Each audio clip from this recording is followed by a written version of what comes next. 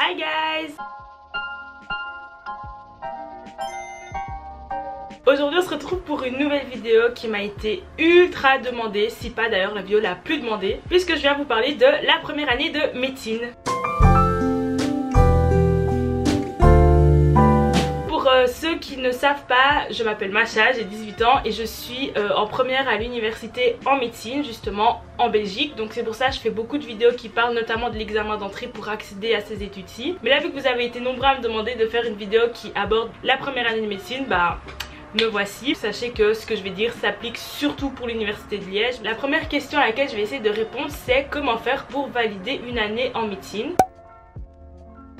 C'est pareil dans toutes les universités en Belgique, c'est un système de crédits. Chaque cours va valoir un certain nombre de crédits et pour réussir son année il faut 60 crédits. Maintenant pour passer en deuxième il faut 45 crédits et vu que tous les cours ne valent pas le même nombre de crédits, il y a un système de stratégie qu'on peut essayer de mettre en place pour avoir nos 45 crédits et passer en deuxième. Je vais prendre un exemple. En médecine, physique, chimie et bio, c'est des gros cours à 9 crédits. Si vous essayez de vous dire je vais valider cela plutôt que les petits cours qui valent que 1 ou 2 crédits, vous partirez de base avec 36 crédits en ayant validé que 3 cours. Alors que si de base vous vous étiez dit bon les gros cours c'est vraiment pas pour moi, je vais essayer de valider les petits cours et imaginons il y en a 5 mais que ce sont tous des cours à 2 crédits, bah vous aurez que 10 crédits alors que vous avez validé 5 examens. Vous pouvez avoir un cours à 45 heures l'année mais qui vaut que 2 crédits et un cours à 3 heures l'année mais qui vaut 9 crédits, vous voyez. Mais bon, souvent c'est quand même corrélé le nombre de crédits et le nombre d'heures du cours parce que ça démontre de son importance.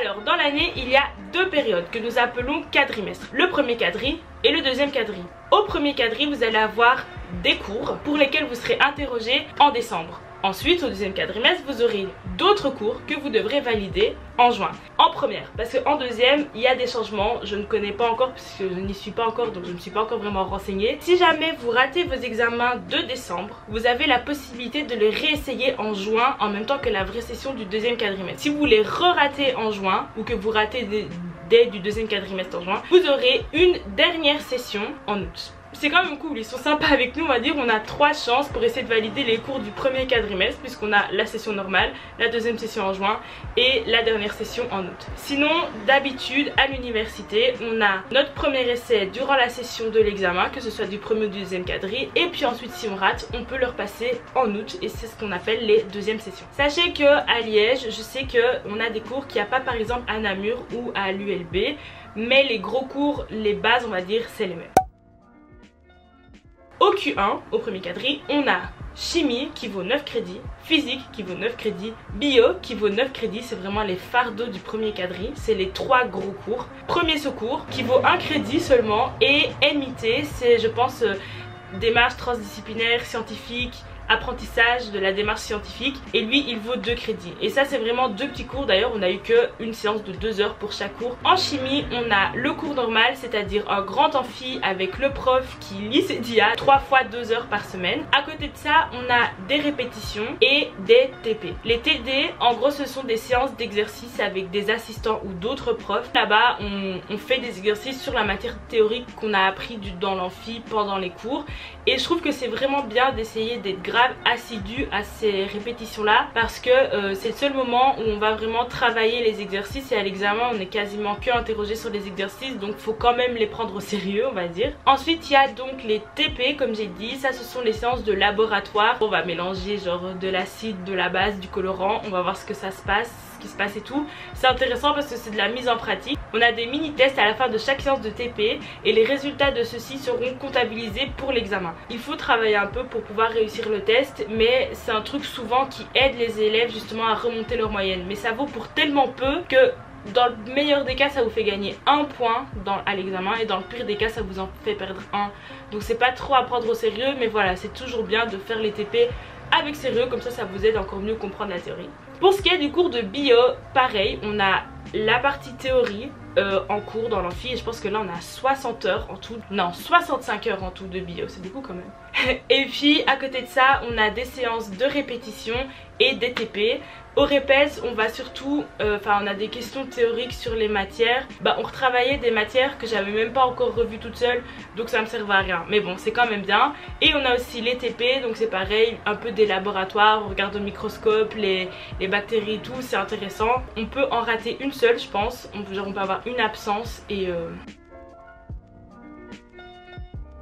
Et enfin pour le cours de physique, pareil on a les répètes, les TP et le cours. Ici il y a beaucoup moins d'enjeux au répète et au TP. On prend juste nos présences mais il y a zéro test, rien du tout. Ça nous permet d'appliquer vraiment ce qu'on voit au cours théorique et c'est ce qui nous aidera le plus à l'examen parce que encore une fois comme en chimie c'est quasiment que des exercices. Aussi, particularité en physique, il y a des remédiations. C'est un peu comme les répétitions, séances d'exercice avec des assistants qui répondent à nos questions et tout.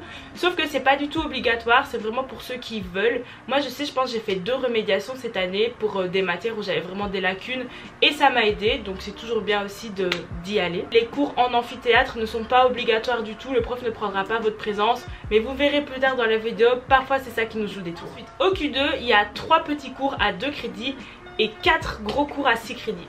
Les petits cours, on a anglais, épidémiologie, c'est un peu des statistiques. AIC, c'est apprentissage d'intégration aux connaissances. On va prendre toutes nos connaissances dans tous les cours, on va mélanger tous les cours pour voir si on connaît vraiment et qu'on comprend les matières. Les gros cours, c'est des cours super théoriques, différents de ce qu'on a au Q1, parce que là, il n'y a plus du tout d'exercice, c'est vraiment que des connaissances. On a anatomie, histologie, physiologie, biochimie.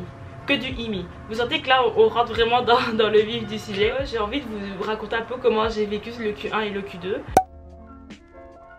Au Q1 j'étais ultra motivée, d'ailleurs ça s'est reflété au nombre de vidéos que j'ai sorties une fois toutes les 2 semaines. C'est un rythme énorme par rapport à ce que je fais d'habitude. J'ai raté je pense 3 cours maximum sur toute l'année au Q1, enfin surtout le Q1 du coup. Ça restait quand même la continuité de ce qu'on voyait en secondaire. Maintenant le Q2 c'est une autre histoire parce que comme je l'ai dit, les profs ne prennent pas les présences. Et j'ai eu une baisse de motivation, je sais pas l'expliquer. Aussi, j'avais la flemme de me réveiller le matin, du coup je n'allais à aucun cours presque de la matinée. Du moins au début j'essayais mais j'arrivais tout le temps en retard et les profs ne nous laissent pas rentrer dès qu'on a 1 seconde de retard. Du coup je niais les cours. Ce qui a fait que j'ai séché beaucoup de cours, j'ai commencé à accumuler du retard. Du coup vers la fin, au lieu d'aller en cours, je me disais je vais aller à la bibliothèque pour rattraper mon retard. À la bibliothèque je dormais parce que j'essayais de me réveiller tôt pour rattraper. Bref, il n'y a rien qui va. On me donne 2 semaines de révision pendant les vacances de Pâques, mais après on a quand même cours, vous voyez. Et je suis partie en Croatie pendant ces 2 semaines là, c'était trop bien d'ailleurs. Je voulais vous sortir un vlog mais j'ai jamais fini le montage. Pendant ces 2 semaines en Croatie, certes j'ai un peu travaillé mais vraiment en mode très vite fait. Je pense qu'il n'y a que 2 cours que j'ai vraiment suivi en mode tous les chapitres je vois plus ou moins de quoi ça parle. Sinon tout le reste, il y a bien au moins la moitié que je n'avais jamais vu, jamais été en cours, jamais rien du tout. Ce qui s'est passé c'est qu'à la bloc j'ai fait des nuits blanches, vraiment j'étudiais H24, je buvais plein de caféine, j'étais vraiment en mode l'étudiant cliché de ce qu'on s'imagine, de quelqu'un qui travaille à la chaîne, qui a des grosses cernes et tout. Et ça je pense c'est le reflet d'un manque de discipline que j'ai eu. J'ai réussi ma 2e session, je sais même pas comment j'ai fait mais vous l'avez vu dans ma petite vidéo courte là sur la fin. Donc vraiment la bloc avant les examens et le mois d'examen j'ai réussi à me déterre. Mais pendant l'année c'était vraiment, j'étais une larve. D'ailleurs j'enchaîne direct avec la question du travail à fournir quand on est en médecine. Évidemment il faut fournir un travail assez conséquent et qui pour moi la clé de celui-ci c'est qu'il soit régulier. Un travail régulier va nous aider vraiment. En médecine les connaissances c'est quasiment que du savoir, c'est-à-dire de l'étude on va dire primaire tu vois. Le fait de le faire régulièrement ça va activer plutôt notre mémoire à long terme et c'est ça le but. C'est vraiment d'acquérir les notions, de les comprendre, de les assimiler et qu'elles fassent partie de nous. Du coup le travail régulier aide à ça. Les profs nous posent des questions ultra pointues. Donc il faut s'y prendre à l'avance pour pouvoir vraiment maîtriser tout. L'idéal ce serait d'arriver à la bloc en ayant déjà vu toutes les matières une fois. Je ne parle pas de les avoir étudiées mais au moins de les avoir apprises toute une fois. C'était pas du tout mon cas à la bloc du Q2 là. Et du coup j'étais ultra stressée tout le temps et ça m'a dead. Est-ce que c'est possible d'avoir des sorties malgré les études de médecine? La réponse est oui. Cette année, moi personnellement, je donnais des cours toutes les semaines. J'allais au scout, même si certains samedis ça passait à la trappe. Et je faisais du coup mes vidéos, plus piano, plus skate, plus sport que j'ai abandonné. Et j'ai quand même réussi à tenir. Je pense que ça c'est vraiment une question de volonté et un peu de caractère, parce qu'il y en a, ils préfèrent mettre du temps à regarder des séries que à faire une activité. Mais du coup la série reste du temps où on ne travaille pas. Donc pour moi, oui, faire des sorties c'est tout à fait possible. Il y en a justement au contraire, c'est des gros fêtards. Du coup tout leur temps de loisir ils vont les mettre dans la fête. Mais à côté de ça, du coup peut-être qu'ils regarderont moins de séries, parce que voilà, c'est un équilibre en fait. Alors la première c'était pour chimie. Je me suis obstinée à faire des synthèses, sauf que ça n'a servi à rien, parce que comme je vous l'ai dit, chimie le plus important c'est les exercices. Certes la théorie c'est pas du tout à négliger hein. Sauf que moi je faisais des synthèses sans essayer de comprendre, parce que vu que j'étais en retard par rapport au cours, je me stressais, j'écrivais sans comprendre ce que je disais, et au final je me suis retrouvée à la bloc. J'avais l'impression d'avoir rien travaillé en chimie alors que mes synthèses étaient là. Au final je les ai relues une seule fois. Enfin bref, vraiment une des plus grosses erreurs que j'ai fait cette année, c'est d'avoir m'être obstinée à faire des synthèses en chimie. En revanche, dans d'autres cours où je n'avais pas fait des synthèses, je l'ai regretté, parce que je sais que ça m'aurait vraiment aidé. Si jamais vous voulez faire des synthèses, je dis pas que c'est mauvais, essayez d'être organisé par rapport à ça, et sachez que c'est quand même beaucoup de travail, donc prévoyez du temps pour les faire. Après sinon, si vous êtes comme moi, vous allez être stressé par le fait que vous êtes en retard, et ça va vous faire procrastiner plus qu'autre chose. La deuxième erreur que j'ai faite, ça je vous en ai déjà parlé, c'était d'avoir séché les cours. Ça m'a enlevé une discipline. On arrive vite avec du retard, et vraiment le sentiment se dire purée je suis en retard, ça stresse trop. L'année passée je n'avais pas d'agenda, je faisais vite fait des to-do list sur des feuilles volantes par-ci par-là.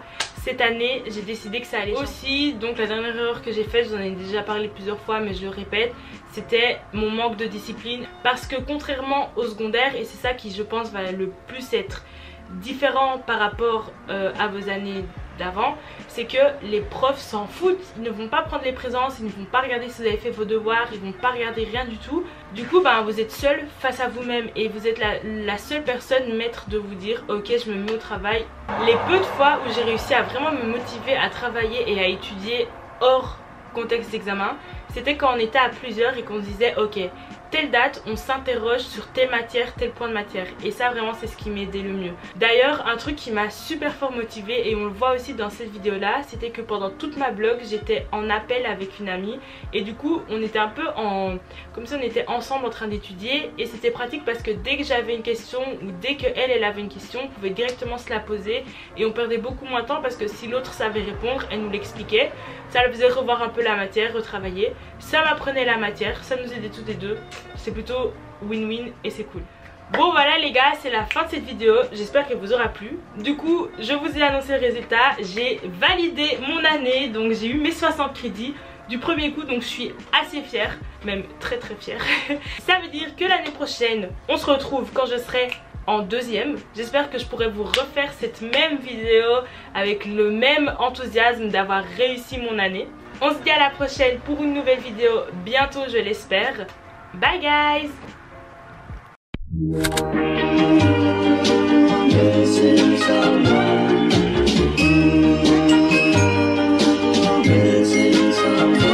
Missing someone